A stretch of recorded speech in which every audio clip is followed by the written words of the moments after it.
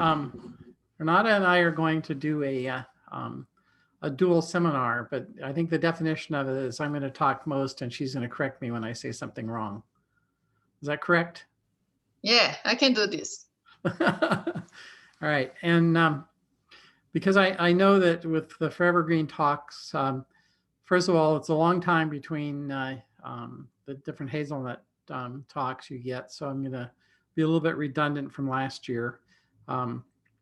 Lois is listed as being one of the speakers today, but we're not including her. So, but she's here. She can comment if necessary. And because I don't, she's talking. You're talking next week, right, Lois? I can't hear you. Yes. Yes. So she doesn't need to speak 2 weeks in a row. That's a little daunting. So I'm going to talk about micropropagation process in hazelnut and the work that we're doing. And I'm going to start with a little bit what we've done in the past and a little bit about the philosophy. And then I'm going to work our way into some future plans that we have and future directions, which basically builds on what Molly Tillman did for her PhD. So the kind of thing that if you look in the literature about micropropagation of hazelnut, the European hazelnut, there's an industry involved in it, and the process is divided into numerous steps. Our general view of this is that what we're looking at for the hybrid hazelnuts are various roadblocks that prevent us from implementing the kind of processes that people have done with other tree species, especially nut species, and European hazel is one example. And it's not the easiest of all the nut species to propagate by micropropagation, but at least it's one that has been effectively done commercially. So if you think in terms of roadblocks, it's really useful because it allows us to focus our research on specific aspects of plant development. And if you can do that, then you get away from the kind of empirical tissue culture systems that people in the past have used, where they just look at all the different things that you can mix up into different medias and things to get a positive result. It allows you actually to focus in terms more broadly of developmental changes that need to be elicited. And so we've talked about this in the past. The thing, Dawn approached me to work in hazelnut more than a decade ago. And the first thing that was a problem was contamination. And we solved that problem. And when Lazy worked with us, she tried everything, including everything from the drugstore and the kitchen sink. And we basically came up with systems where we can have essentially 100% sterile cultures from most of our plants with specific protocols that allow us to be effective. And so that we've come past the days when we had essentially 100% contamination to now where we have close to 100% sterile cultures if we do things right. It doesn't work great with field material. Is that right, Renata? And yeah, we prefer work with plants that we grow in the greenhouse. Yeah, or sterile plants that we just move from place to place. Yeah, we can replicate some plants from plates and use plenty sterile plants. Yeah. But basically the greenhouse is our primary place. And so then the next roadblock you get to there is if you notice that it's winter, and a lot of people who work on hybrid hazelnuts don't do much tissue culture in the winter because, lo and behold, the plants are dormant even in the greenhouse. And they have a fairly long dormancy period without any intervention. But we've solved that problem as well. And I'm all talking about history because we've talked about this before. But by taking the plants and giving them as short of a 6-week period, and we can rotate the plants into, we start in the fall, we can give them that 6-week period in a rotation, so that we always consistently have plants that have been vernalized through their winter cold. And then adding GA4 to the buds, we can activate them and have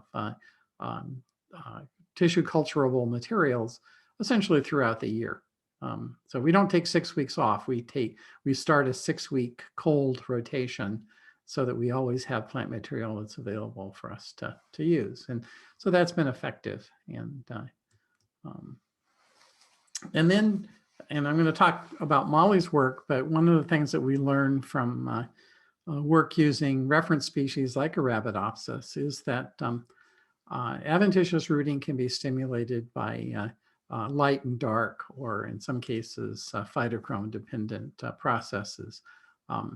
And so that we developed a system in which we can get a large number of roots by doing these dark to light transitions. And that works. And you see, Renata, I fixed it. Basically, you dip in IBA, you put them in the dark for 7 days, and then you transfer them to the light, and you get massive amounts of roots. And if you go to some talks, they would show that, they would then move on and say, problem solved, we're done. But I work with you guys, and I'm not going to give you that kind of talk. I also teach ethics. And I'm going to say that this works great for certain varieties that we use. And so with those certain varieties, we get really good results. But it doesn't work for every variety, not in terms of that. And that's kind of one of the things that's dominated our scheme of approaching this problem, is to figure out things which are more generally applicable. What is the problem with the more recalcitrant varieties, and what kind of things can we do to make that work with everything, not just with it. Because there is a standard which says that the varieties that are most difficult to root are going to be the best crops, right? That's a kind of thing that you might envision. At least it's highly likely that Lois will not be tolerant of me if I have a method that doesn't work with the plant she wants. All right, Lois? It's Murphy's Law. Yeah. But it's so we have to focus on not only things that work, but things that work more uniformly across, or at least to figure out what the roadblocks are that prevent us from doing that. And so one of the things in common in all this is you can't get rooting very well in any of these without auxin treatments. And so auxin is a complicated molecule. It has lots of aspects to its biochemistry that make it fun. It's been my whole career. And I started working on auxin and went into metabolomics and then back to auxin because everything centers around it. The first job I had at the USDA, I worked for in a lab that had John Mitchell as the leader of that lab. He had retired by the time I got there, but he was constantly searching for the master hormone. That's how he discovered things like gibberellins. He was an early gibberellin worker, and he also worked on brassinosteroids. But the actual, of course, as I could have told him many years ago, the actual master hormone is auxin. And there's lots of reason to say that. But certainly for us, in terms of root initiation, auxin is a key component to this whole process. And so I'm going to walk you through lots of things about auxin. And if you get bored, let me know, because then I can turn any question you have into an auxin question. So it's no problem. I've done that for years. But there's a lot of aspects of IBA that are unexplored. Years ago, I discovered indole acid was a native auxin in plants, and that was new to people at the time. And we just keep getting more and more interested in the chemistry and biochemistry of these compounds as it relates to adventitious rooting. But some of the chemical space that hasn't been really explored enough are things, the first one, and we're going to talk a lot about this today, compounds that bind to the auxin receptor more strongly than IAA or more persistent than IBA. So that scheme, IAA, IBA, persistence for IBA, binding to the receptor for IAA. IBA does not bind to the auxin receptor. It has to be converted to IAA for that to happen. There has been some progress in the past in rooting compounds using sequestered compounds, such as ester and amide forms of auxin that serve as sort of a slow release form or that alter the ability of the plant to take the compounds up. There are technologies such as changing conjugation processes, either inhibition of conjugation or using conjugates themselves. There's the idea of using novel analogs with longer side chains, and there's the process I teach in classes oftentimes of using gradients or other ways of changing the way you apply auxins. So there's lots of unexplored space. Our lab is pretty well equipped to do this, others aren't. And so we have, but there's only a small number of us. Unfortunately, we don't have a huge crew working on the Hazelnut project. So we have to explore these essentially in a linear fashion, one at a time. And my PhD advisor liked to change like 7 or 8 things in an experiment at a time. And I learned that that was a really hazardous way of doing science. So we try to do these systematically. And our basic system is shown here on the slide. It's basically, we dip the things in compound, could be IBA, can be something else. And then we leave them in the dark for 7 days, and then we put them in a growth chamber under 16.8. We do that because I collaborate with Gary Gardner, who says that 24 hours of light is a unnatural condition. Apparently, he's never lived above the Arctic Circle, but I've been there. I had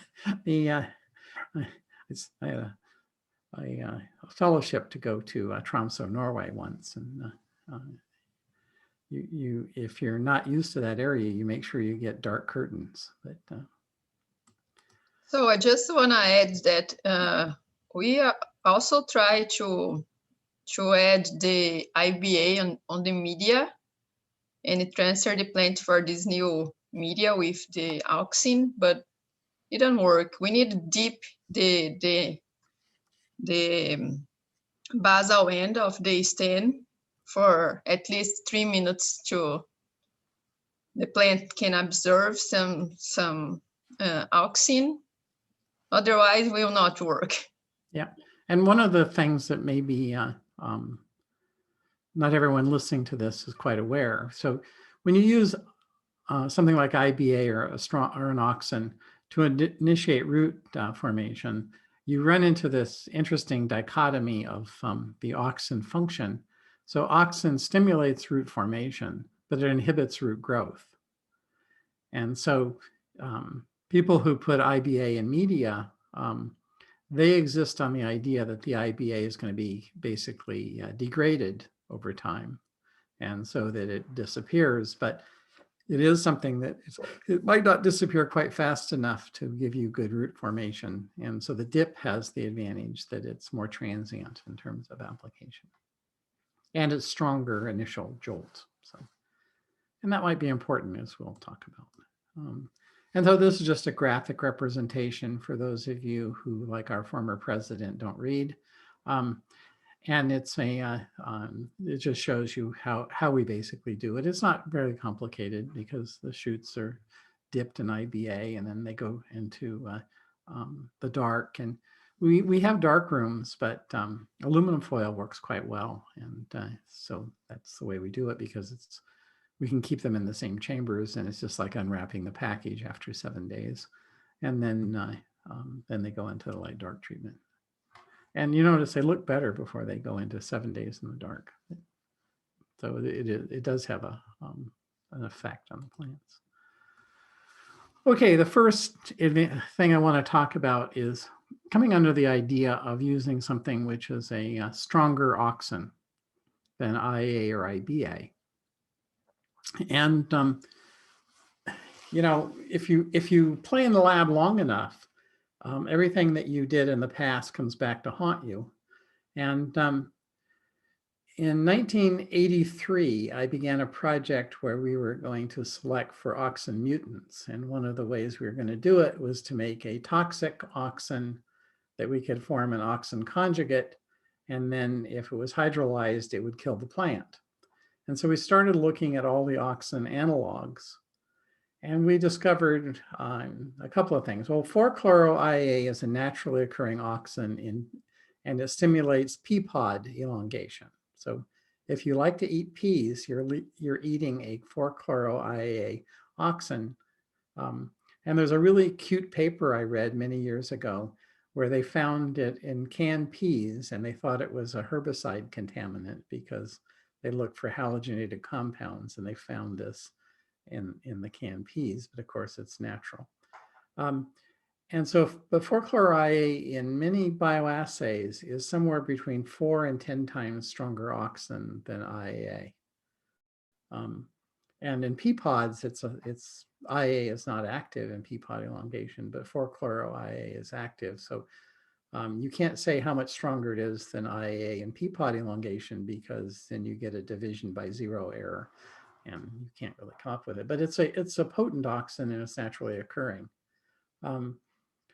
5,6-dichloro-IA I discovered was, and others have published on this as well, but it's about 10 times stronger than 4-chloro-IA in terms of being an auxin. And this is results of a paper where they looked at rooting of black gum cuttings. And these things root pretty easily. These make our hazelnut stuff look like a hero's work because these do so well. But what they found using 4-chloro-IA and 5,6-dichloro-IA was that they induced rooting quite well and quite a bit better than IBA. You see about 4 times better. And this is way up there. So they found that worked quite well.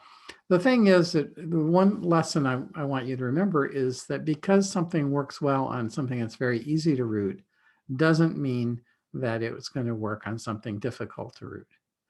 And what do I mean by that? I mean that if you take sandpaper and you rub it on a mung bean hypocotyl, it will induce massive amounts of adventitious roots. This treatment doesn't work at all in any of the woody plants that we work on. You can sand them until they're a pencil and they don't root. So there are big differences between them, but it was a clue that maybe these compounds or something related to them might be effective for the kinds of studies we're doing. And so we tried these. We have 4-chloro-IA in the lab, and we had 5,6-dichloro-IA made for us. And we went through the regular protocols, and what we found was that the 4-chloro-IA was indeed an effective root initiator, and so was 5,6. But let's see, and you can see that in greater detail in some of these shots where you can see the roots coming out. And this one is the genotype considered easiest to root. Yeah, we used to call it unknown genotype, and then I informed her that Lois just invents these names by location or something, so she should name it something. So she named it. She wanted to be humble in the process of naming it, so she named it Humble. I name it. Yeah, you named it. Yes, that's what I said. Was and so we gave it the name of Humble because it's a legitimate genotype for us, but it's easy to root, and so But I these, like these the are, name. what's that? I like the name. Yeah. uh, and so it's, but they form nice roots in 4-chloro-IA, but it's, and also in 5,6. And, but the thing is that these are not profoundly better than IBA itself. And so they're effective, but they're not profoundly effective. So just more. So we were quite happy with this, but not overjoyed because they weren't working any better in the hard to root ones than IBA was. And so that was, let's see. Jerry, is that amount of browning on the leaves and the leaves, is that normal? That's kind of normal because we get that browning by the dark treatment. Maybe also because this media, we didn't add zeatin to promote like shoot growth. Yeah. So let's see. And this just shows IBA is very similar, and the leaves look just as bad. Right? So it's actually easy once you get roots to get the shoots to grow nicely. We just transfer them to another media. So it's that's not a concern because that part is easily recoverable. Is that right, Nada? Yeah. So once you think that the roots has like a good structure, we transfer again for another media with new source of sugar, and we also add a little bit of zeatin to be like green again and We don't start have any growing. pictures of those because, you know, in my lab right now, if we see roots, we're just so happy.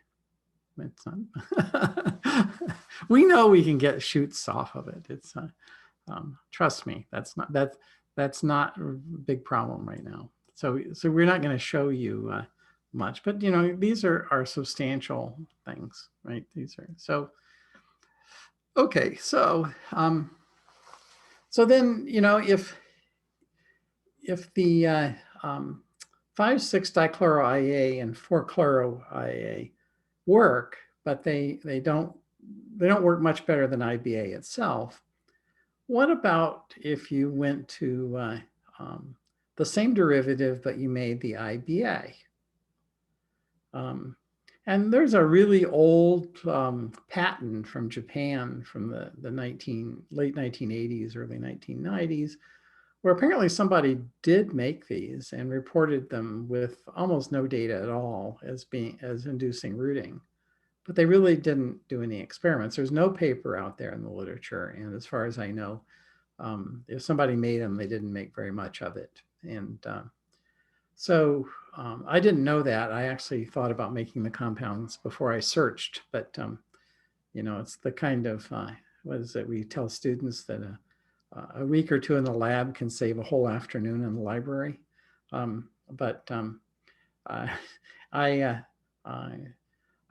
thought that these might be worth a try, but you know, if you want to lose an audience in one of the ways to lose them is to put up complicated biochemical pathways. Those of you who want to fall asleep, now is your clue. However, I just need to show you biochemistry to give you an idea of why this might be a totally crazy idea. In order for IBA to become IA, which is the process you need in order for IBA to induce rooting. And I need to tell you that I know this because these identify mutants that are present in Arabidopsis that we have worked on to show that in the absence of the ability to do this conversion, you cannot get IBA to induce roots in Arabidopsis. So using a reference species, we are able to show that IBA owes its activity to being able to be converted from here to here by this 6-step reaction. So the question that I had when we thought of making these compounds would be, would these compounds go through this process, which is in the peroxisome? And so it's peroxisome chemistry. If you're a cell biologist, that matters to you because it's not the place that auxins are usually made, but it's where IBA is converted to IAA. And would these compounds go through all these steps? Because these are analogs.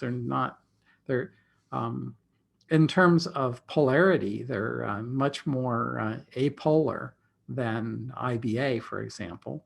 So they will tend to stick in membrane fractions. You'll expect that they're going to be more lipophilic. And so they have a lot of properties that make them candidates for behaving badly in biological systems. So that was a pretty big issue. Would they be converted? And if they were converted, would they be active in our process? It also, if they're active, it brings up something interesting, because what is it about the fact that things have to go through this that makes them better rooting compounds? And at least for IBA, why do you need to, instead of adding this, you add this, you get a much better rooting. And it's been known for decades, maybe half a century, that IBA is a better rooting compound than IAA. Yeah, more than half a century, because I think the classic textbook by Kenneth Tiemann on rooting mentions this, and it came out in 1954, so a long time. I was born, but I wasn't very old. All right, so what we found, however, is that 5,6-dichloro-IBA is indeed an inducer of rooting, and that's a lot of roots. You see that? Lois is squinting toward her screen with a big smile on her face. That's good. So you get a lot of roots with 5,6-dichloro-IBA, and this is in Humble, so this is easy to root. And here's more. It's not a fluke. It's not one. It's many. And here's more. Little root coming out of this one. But that was in January. This is new work, so this is we've only had these compounds for a short time, so it's but this is rose, and rose is a difficult to root variety. Now we don't have a lot of repeats of rose, but we're getting roots, and we only have a small number of plants we've tested so far, but this is pretty exciting for us because if with IBA, you essentially don't get any roots with rose. Lois, is that a root? That? What do you think? How about that? Is that a root? It looks like it. I Yeah. was just going to ask why with Humble, it seems that they're very profuse but short, but with Rose, they seem long and not quite as profuse. Well, rose is difficult to root, so take what you get. Come on. Exactly. Well, except they're longer. And so I wanted to know what the significance of that is. Oh, that's the significance is the date. That's in February. Ah, okay. That's the easy one to answer. All right. We can go back to Humble if you want to go back. For everyone else, Rose 9.2 is also generally considered like the best or the second best genotype that the university has at this point. Thanks, Mark. That makes our day.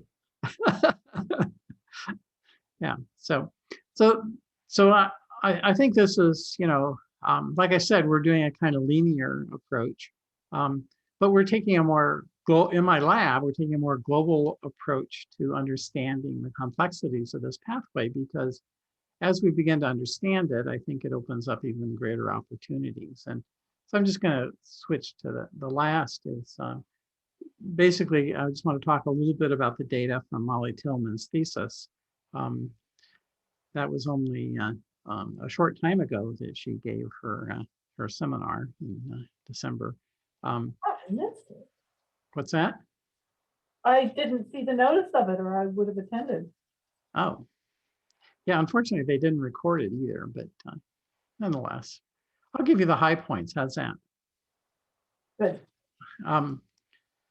But Molly used, and I say we because I advised her, but we use a really nice model system in Arabidopsis where, like I told you before, you can do this dark light transition. And Arabidopsis responds amazingly consistently with this process. So you can actually then use this system of switching from dark to light to get really large amounts of adventitious roots in the system. It's an light inducible system, and you get them on the hypocotyl, which is basically by getting them on a shoot in for us. And so it becomes a nice model for the kind of studies we're doing. And so we can measure the auxin levels in this, and we're not applying IBA to these or anything like that. You just actually, it does it itself. And if you look at what happens in the light-dark transition, you'll see that auxin levels go up, and then you start getting adventitious roots. And the interesting thing here is if you take an inhibitor of auxin biosynthesis, but this is an inhibitor of one pathway for auxin biosynthesis. And what I'm going to try to convince you of is that there's a whole network that needs to be understood in greater detail.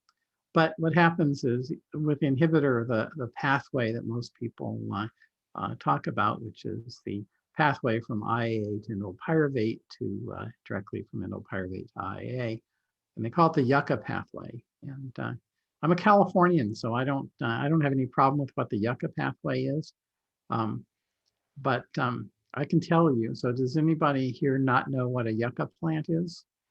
Oh, Lois, you must know what a yucca plant is. yeah.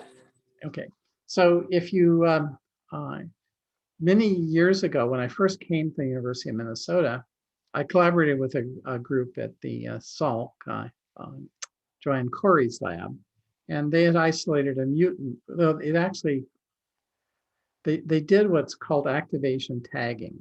And there what you do is you take DNA and you put it behind a promoter, and you transform the plants with in a shotgun way with different genes randomly, all with a promoter in there, so that you're turning on randomly a number of genes. And they used that tool, and they picked out a plant which instead of having the leaves in a rosette laying flat on the ground, those leaves actually were epinastic, and they came up and they have the physiology of a yucca plant instead of a rosette. Okay, and so when they did that, they isolated a gene, and I was part of that, for a monooxygenase, and a flavine monooxygenase, and that turns out to be the key step from indole pyruvate to indole acetic acid. And it's a longer story than that, but it involves a number of collaborations. But that's the main pathway, according to a lot of people, and there's lots of reasons why that may not be the main pathway, but if you read the textbooks, it's going to tell you it's the main pathway. So if you inhibit that pathway, you get a drop initially in IAA, but it comes back up and it's just like the normal. And one of the questions that somebody had was, well, maybe the inhibitor isn't stable over 4 days. And so she did the experiment that I wanted her to. She switched to new inhibitor, and you get the exact same results, or more or less the same results. So that's kind of interesting, right? So, okay, so her experimental setup is shown here. Basically, we grow the plants, we grow them on mesh so that they can be transferred to media containing the inhibitor, and then we can basically follow these through a whole variety of things. And we use a mass spectral method, which allows us to look at every compound in the potential biosynthetic pathways for indole acetic acid. And there's one that we can't look at, which is one which doesn't involve tryptophan. But what you see is that using different precursor labelings with adding inhibitors of the yucca pathway, we have two inhibitors, one that knocks out the terminal step and one that knocks out the intermediate step. You can prevent essentially all of the serine to be being converted to indole acetic acid. But the levels of indole acetic acid, even in the presence of the inhibitor, remain significant in their level.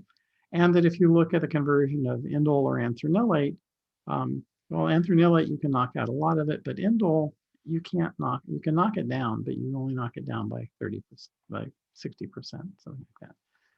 So that suggested that there's actually some other pathway involved in this process. So that's kind of where we're at. It's not, how we interpret that in terms of hazelnut is going to be a trickier question, but it means that if we understand more fully the complexities of these conversions, that is the conversion of IBA to IEA, and what regulates IA levels during adventitious rooting, that maybe we'll have even a better understanding that will help us in the future to figure out these difficult to root varieties. And I have one more slide, which is kind of just off the point, but I'll show it anyway. How are we doing? We're not bad. Okay, so then there's one other thing that I have this game, my role in the lab is basically like a librarian. I find all these cool compounds and I enable experiments to be done. And so this one, I keep beating my head on this, and it's really hard during the COVID era to make the connection. So this is one which inhibits conjugation, the formation of amino acid conjugates. And it was shown in an experiment using carnation that this particular compound allowed for more adventitious root formation, carnation stem cuttings. And I got a quote from a company in China to make this for me, and they wanted $10,000 to make 10 grams of it, which was a bit pricey. And you can't just scale that back and ask for a gram for $1,000. I would have done that. So then I sent it off to a company in Germany who came back with a $35,000 quote for the same amount. That didn't seem like an improvement, but they definitely had a good system. And then I contacted people in Utah State who have a facility. And they came back with a better quote, but then I haven't been able to get in touch with them much lately. Maybe they're COVIDized. So the answer to this one might be, since I've been vaccinated now for COVID-19, so in the next 6 weeks or so, I may actually be able to come back to the lab intermittently. I think I'm going to have to make it myself. But it's something we want to try because at least there's one report of it working on incarnations. We don't really know whether it's going to work in difficult to root or not. And that may require some more experimentation. But I think the easiest thing right now is to make it and try it. So that's it. That's all I have today. Are there questions? So I can unshare.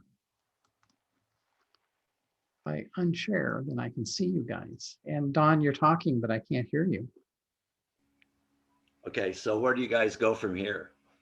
Are you going to continue to look for other compounds that might be more effective? Are you thinking of, I know you're jumping too fast, Don.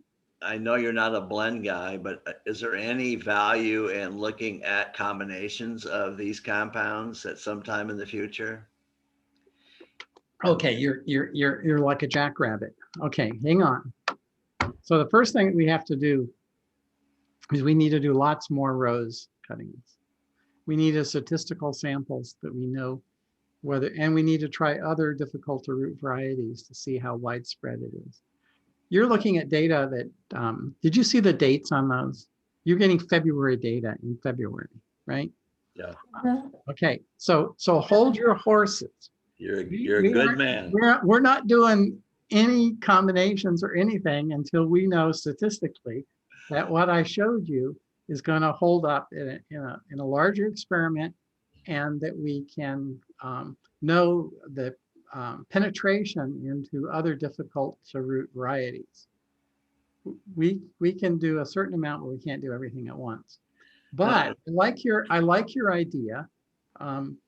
It's the idea, for example, of using IBA plus a stronger auxin might be a good thing, or to use, for example, the strong auxins, both the IA and the IBA mixes, and we can set up those kind of experiments. But you know, we're working on this plant called hybrid hazelnut, and we're always plant limited. So my job is to make us not compound limited.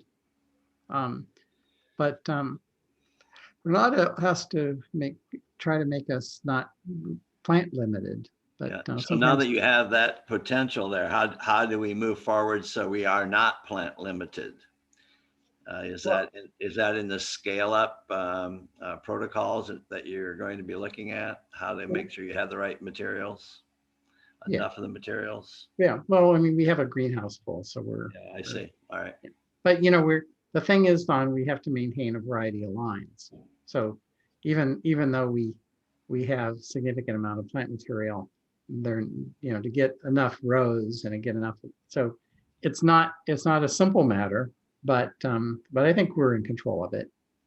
Let me ask one more or two more questions.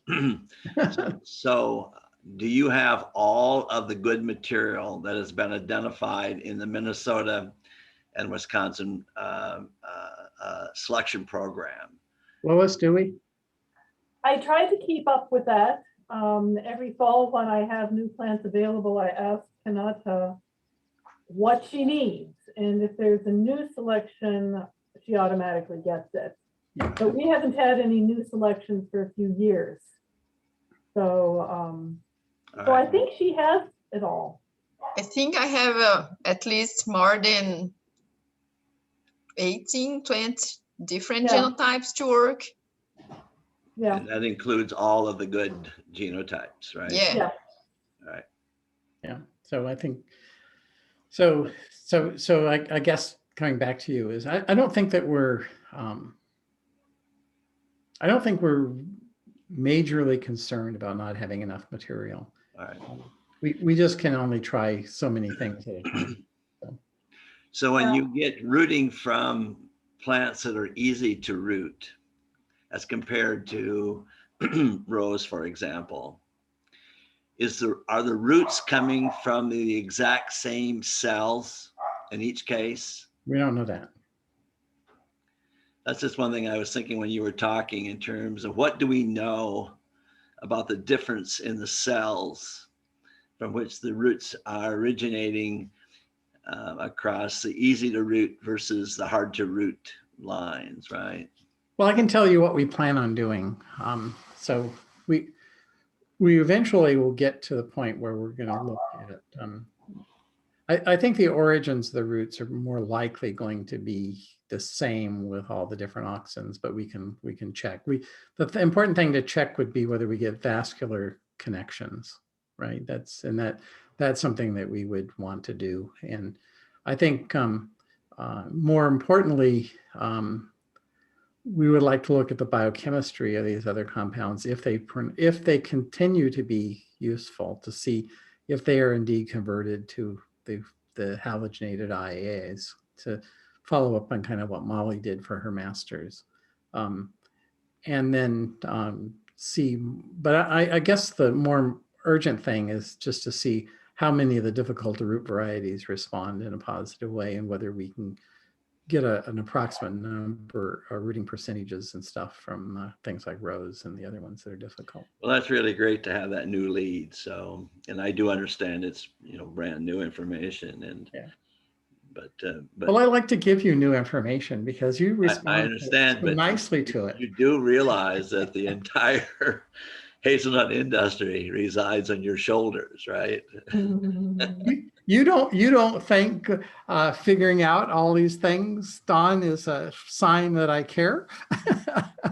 You know, I know, but I'm just saying, I mean, this is such important work for the development of that opportunity for the hazelnut industry.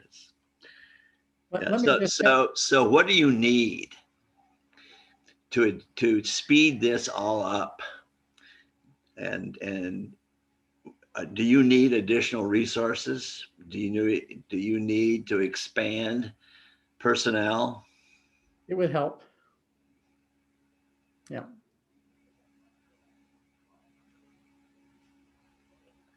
Renata can't do everything. And she basically is running my lab for me because Yeah, that's what I I'm mean. In essential and terms I'm of, not.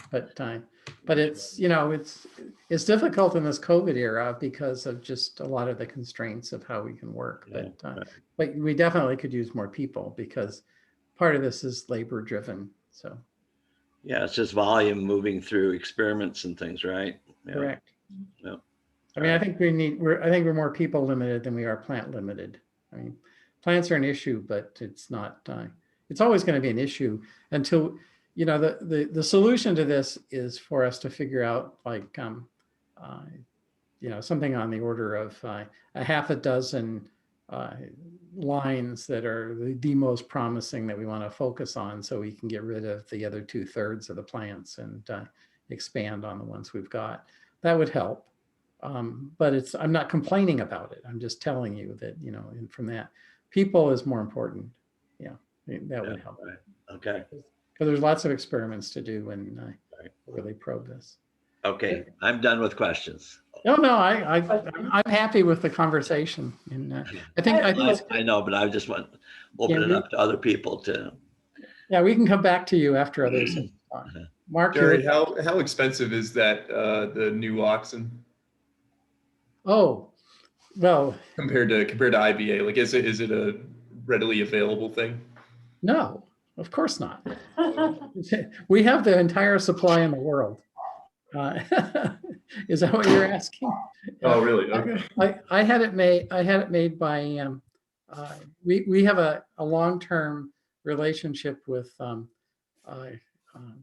Lab Seeker, who's a organic synthesis group in Shanghai, China, and I think they each cost on the order of $3,000. I can't remember exactly. So you're looking about, it's about a $6,000 investment to do the experiments you saw. The question is that's actually, Mark, I mean, it's a good question in a way, because if Lois comes to me, she's going to ask me for 100 grams of this stuff for the field. But but the reality is, I don't know how much it would cost if it became a standard. So I've had, you know, the groups that make commercially things like root tone and those things. I've forgotten the name, Joel something, I can't remember. I have a number of them who have been sort of my fan club for the last 35 years or so. Since I discovered IBA as a natural product and they didn't have to go through EPA licensing for IBA, I'm like, you know, it's kind of like being a kind of like figuring out. Gary made a comment, but now I have to. Okay, I can't see you because his chat comment was in front of you. But you know, I'm sure that if these things became useful for us, they would be useful to others. And then if they're made commercially, I don't think there's anything intrinsic about them that's difficult to make them. Is that what you're asking? So could they become cheap, or are you asking whether they're cheap now? Both. I was, yeah, both. So the answer of cheap now is not. Okay. The answer of eventually cheap is I don't know. And then the other thing is they're halogenated organic compounds. And so they would have to go through a licensing process with EPA or something. And you're not going to use them in organic gardening. Okay. Not after, but you probably can get by that with a couple of years in the field. And the nice thing about hazelnuts, you're not going to get any hazelnuts for those first 2 years anyway. Yeah. You know, you can't use IBA in organic. but that says for the first year. Where that becomes an issue for organic gardeners is when they want to use IBA to root something which only is an annual. Yeah, pretty much everything with hazelnuts has at least a 3-year timeline after you start Right. it. So, Like, I don't think we're all becomes good for the organic certs. right. So that makes it So allow. what type of approval would you have to get since it's halogenated? What would be the process? You know, I have to ask my wife that question because Yeah, the regulatory biologist, but not sure, Don. But you know, but you don't. I don't think you need any approval to do it in tissue culture. yeah.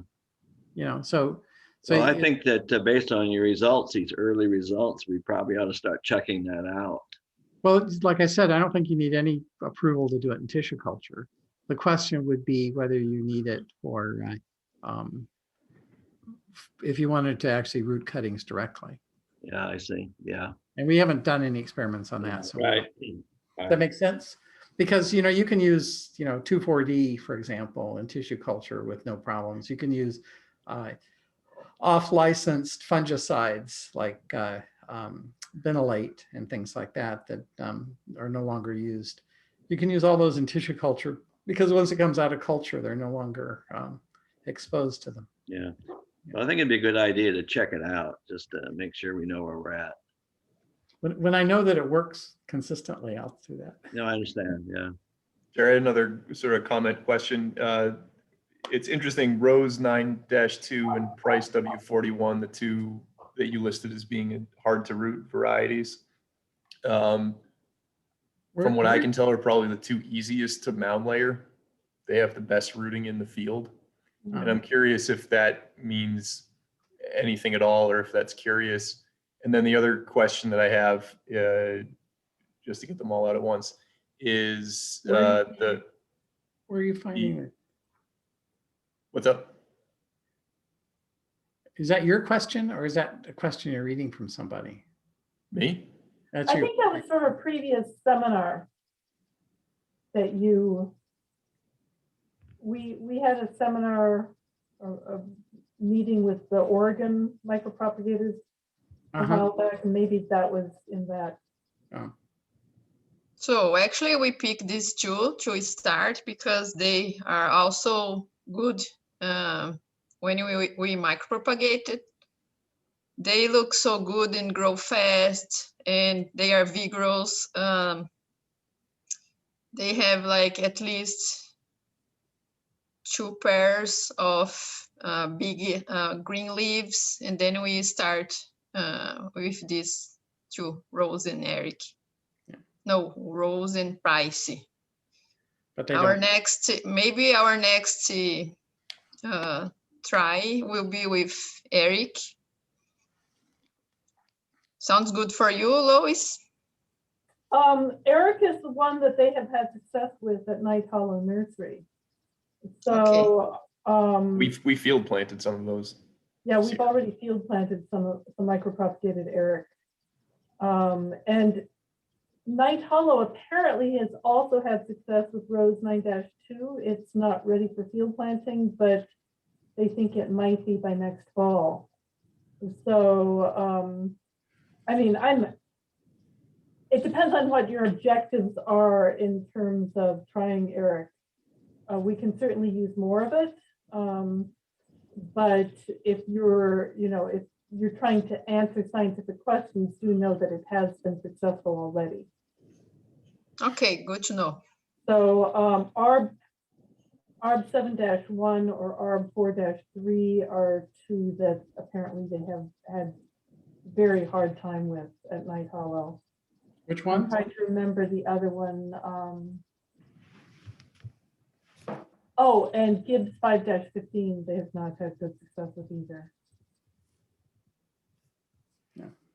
So I can talk to you before I start a new experiment with other genotypes. Yeah. Yeah. So I'm curious. We should try ones that are really tough. Yeah. So the 3 that I just mentioned are really tough according to the folks at Night Hollow.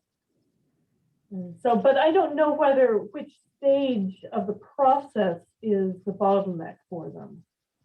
Yeah. I can tell you that I got a grant to work with 2 micropropagation nurseries in Oregon. And one of the nurseries had, one of the obstacles to working with them is their phytosanitary restrictions. They've got a quarantine on hazelnut material sent to Oregon. And so one of the labs has a quarantine greenhouse. So I was able to send them bare root dormant mound layers, which they established in their greenhouse. This is a year ago, and it takes about a year in the greenhouse for them to stabilize and start producing shoots. So they should be about ready to actually start the micropropagation work with it now. The other greenhouse, the other nursery or lab, I should say, didn't have quarantine nursery. And so I was sending them field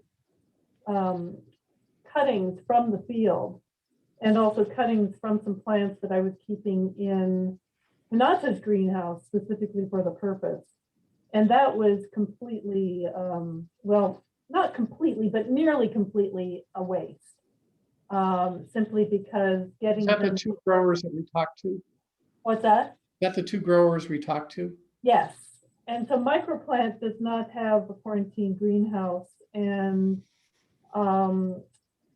I had to collect the material first thing in the morning and send it, you know, the fastest next day air that I could get.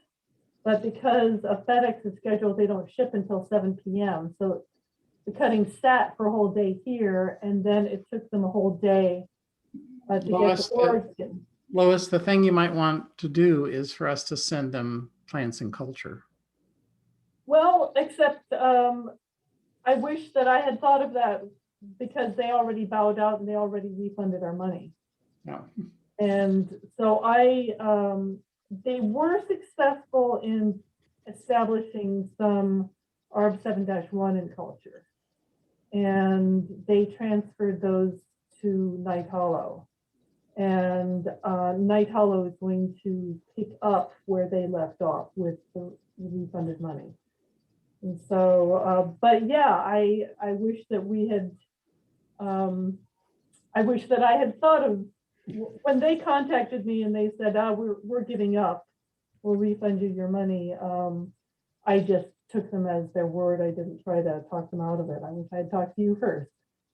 Yeah, you should have. But, you know, I found the Oregon growers a lot easier to deal with in terms of open information flow than the Night Hollow people. They don't like to tell you anything, and except that they're better than you. Well, I hope that starts to change, because they are having success. So anyway, my question, the thing I've always been puzzled about is this saying that it's the plant material collected directly from the field is more sterile than stuff coming out of the greenhouse. Which No, really, no, the other way around. okay. The greenhouse is better than the field. Oh, well, okay, then I misspoke, because that's what I meant. But the thing that perplexes me about that is that I go into our greenhouses and they are not clean. They're far from it. Oh, well, it depends on the microbiome. Okay, so it's just that particular microbiome that we find. Well, you know, I wouldn't say that any of them are clean, but, you know, you have a lot of endophytes that are present apparently in field grown material, and they're really hard to get rid of. And So might it have to do with the fact that in the greenhouse we're using a synthetic potting mix? no, I don't know. It probably is wind and exposure to a variety of elements. That, Okay, there's okay. probably more on the surface of plants grown out in the field for microbes to live on. Mhm. Who knows? But, you know, it's well documented in the literature that that's true. It's not just us. So we'd need a microbiologist to figure out. I am a microbiologist. Oh, okay. At So least, anyway, at least my Sounds like first, Jerry's got other priorities to figure out. my first college degree is in microbiology. So okay, okay. Well, anyway, looking forward, and I'll be talking about this next week. We do have the second generation coming on, and these are crosses with European hazelnuts. So they are probably, assuming that our hybrids are 50% European, these new selections would be 75% European, and they are not proven yet. We've really got only, for most of them, just 1 year of data, and we'd like to have at least 3 years of data before we make selections. But given that they seem to have figured out more, well, given that it seems there's something about the Corvus americana germplasm that makes them difficult to propagate, we think that these new plants should be easier to propagate. And we're wondering is that a research question you would like to delve into, or you've got enough on your plate already? I'm not sure what you just said.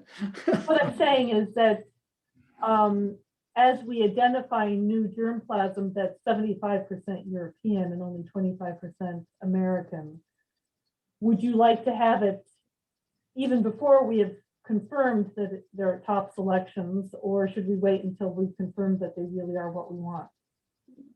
Which won't be for Really another. be interested in that but they're probably going, the good thing about that is Europeans actually root quite well, mostly. Right. So So maybe it's not of interest.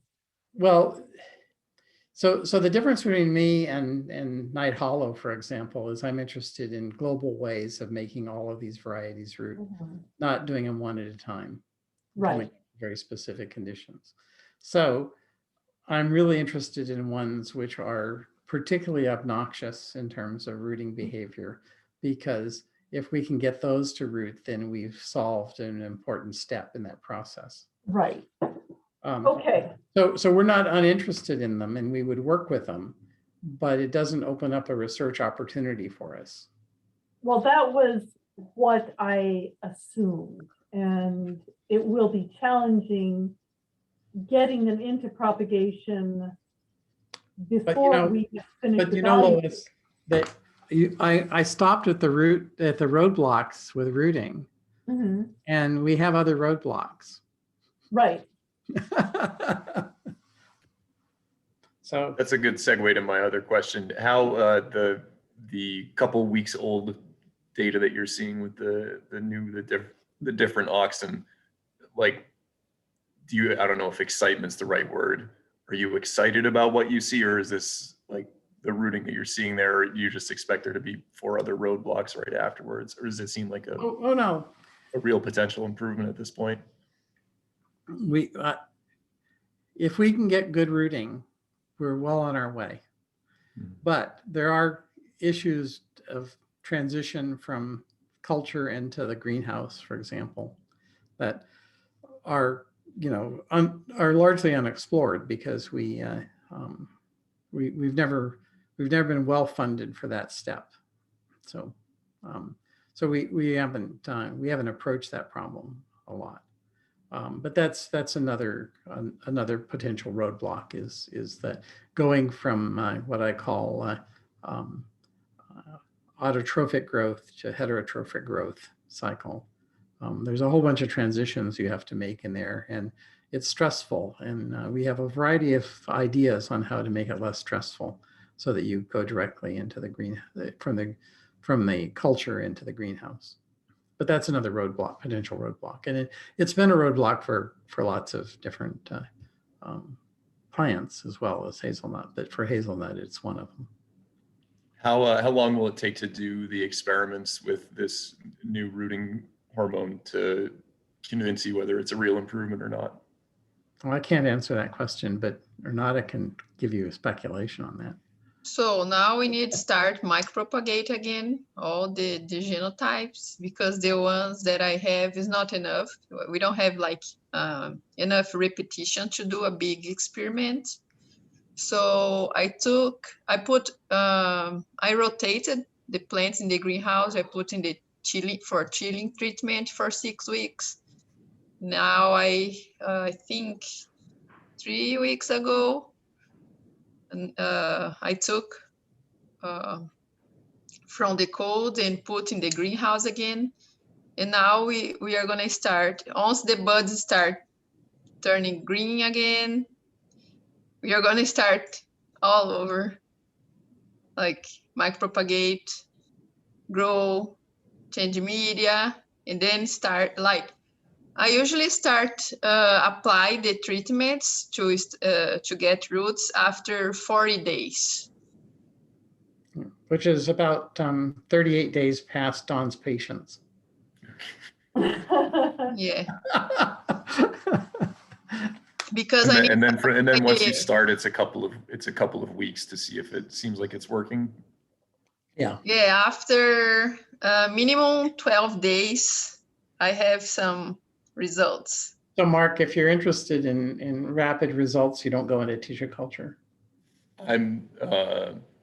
I appreciate that. Nothing about this is fast. It's actually faster than almost anything that I've encountered dealing with Hazelnut. That's in our work. We've got 17 years. 60 days. That's like racing speed. That's great. Yeah, I am old enough that I had colleagues who entered active tissue culture research programs in the the last couple decades of the 20th century, and they all died on the vine because you couldn't turn out results fast enough to maintain grants. It's so it's not something for fast stuff. Don, I'd like to ask whether there are others online, like Jeff, if you have a question for this team. We don't get this team together very often to be in front of everyone. Are there other questions that you have for the presenters today, or others that are working on the Hazelnut project?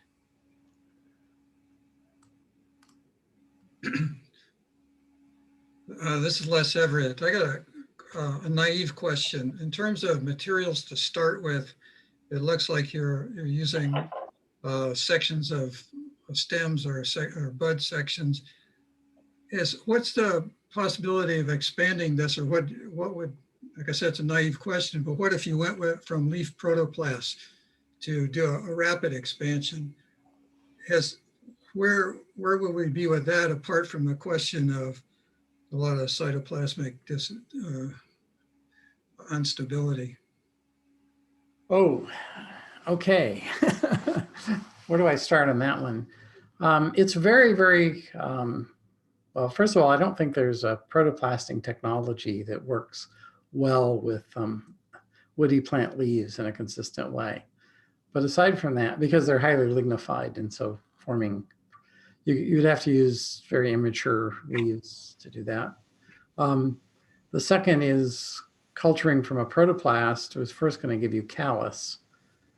We usually don't like going from callus to plants because simulclonal variation gives us plants that are not like the parents. So that's one of the reasons for going from buds, is because we get varietal type consistency. And I don't think Lois would want to screen all of our selections out of a callus regenerated process. So that's kind of why we don't do that. It's a good question. That's not a naive question, but that's not, you know, when I worked for the USDA, we had a very large program for the golden delicious apples, where they were basically looking for simulclonal variation. And I can tell you that they got a lot of different varieties of golden delicious apples out of there, and none of them tasted any good because what they started with. So simulclonal variation is good, but it won't give you a good tasting red delicious apple, no matter what you do. But that's a big issue. So yeah, I think that's certainly what people could do, but it's not. That would be a tough haul. That would be a tough one. Does that answer your question? Yeah, I just wanted, because I haven't worked with it at all, I was wondering what the possibilities were, because if you're just starting from buds, you're pretty limited in how many you can get in a hurry. Yeah, but I think that's, you know, where we could actually make progress it's just because the labor involved. It's actually easier to grow the plants in the greenhouse than to do this, but you can subdivide the meristem. So you can take the buds and cut them in half or in quarters and do that kind of thing. But it's still the growth time for after you do that to get back to where we're at actually slows us down. It's actually easier to grow more buds in the greenhouse. I mean, those are good, really good questions. And it's something, obviously, when we do get into micropropagation, we'll want to not be limited to the number of buds we can get in our greenhouse material. So that's not, we don't actually, that's not probably a roadblock. We haven't done a lot of it, but I don't think that's a roadblock. So you could do that. Okay, any other comments or questions before we bring this presentation to a close? I have a personal question. Where is Molly and what is she doing next? Oh, okay. So Molly would be here, except she was actually doing an experiment in the lab, and I told her that lab work trumped I shouldn't use that word anymore. No. Lab work supersedes presentations, because that Renata and I could handle the presentation much better than we could go in and do her experiment. So I gave her a pass on this one. She actually has a 3-month postdoctoral appointment with me just to give her time to look for a position, because she's grounded in the Twin Cities and has this crazy idea of wanting to work for industry. So so she's looking. So, that answer your question? Yeah. So are there industries where she would fit in Yeah. cities? She's had some success in terms of looking. There's another question here. How does new rooting hormone affect rhizome formation in hazelnut plants? I have no idea. Good question.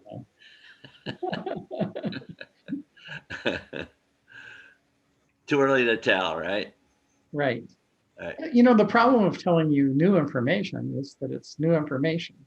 You don't have all that. You know, the problem, you go to meetings and people tell you what they've already published, and then you ask all these questions and they give you all the answers. But that's not the purpose, I think, Dawn, of why you have us do these updates, to give No, you. what happened today is exactly the intent of these conversations. Yeah, well, we've known this a week, but I figured I'd just save it for this day to let you know about it. Well, if we don't have any other questions, obviously we want to thank both of you for the conversation today and the great update. And I'm going to send you an email, Jerry, right after there. And I'd like to talk to you on my phone if you have time in the next 10 minutes. Yeah, I have a meeting at 2, but I can. Yeah, it'll be just a short conversation. I just wanted to talk to you about one issue that's coming up that I'd like to make sure you're aware of. So, or you could just stay on and everyone else could go. No, let's just do it by phone. Okay. All right. Sounds good. All right. Thanks, everybody. Bye-bye. Thank you. Yeah, that was fun. Thank you. Thank you.